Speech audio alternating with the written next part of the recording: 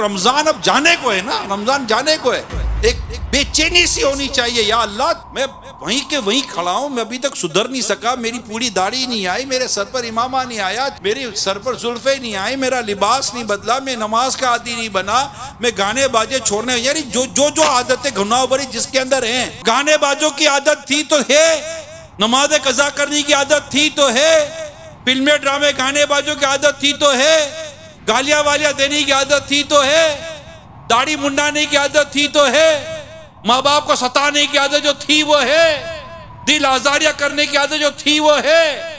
تو مجھے فرق کیا پڑا ہے؟ میں سدھرا کا ہوں، میں تو جہاں تھا وہی کھڑا ہوں.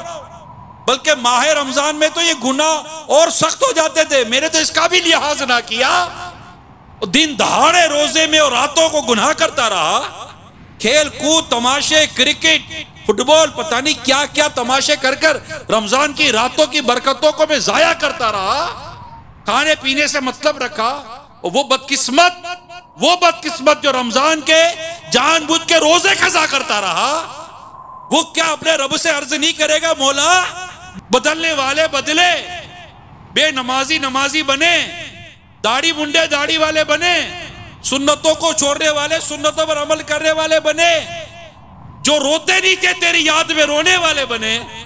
مولا میں نہ بدل سکا، اگر میں ایسا کہ ایسا ہی رہا تو مولا میرا بنے گا کیا؟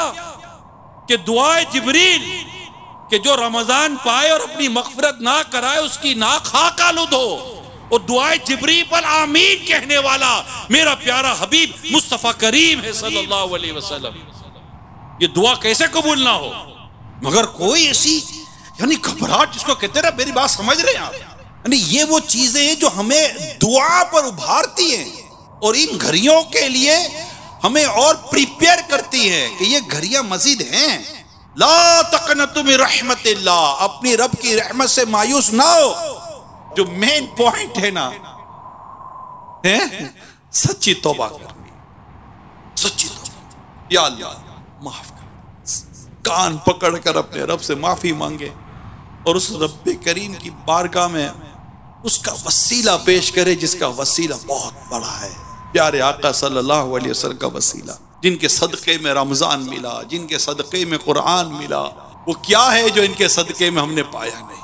اور وہ رحمت للعالمین ہے.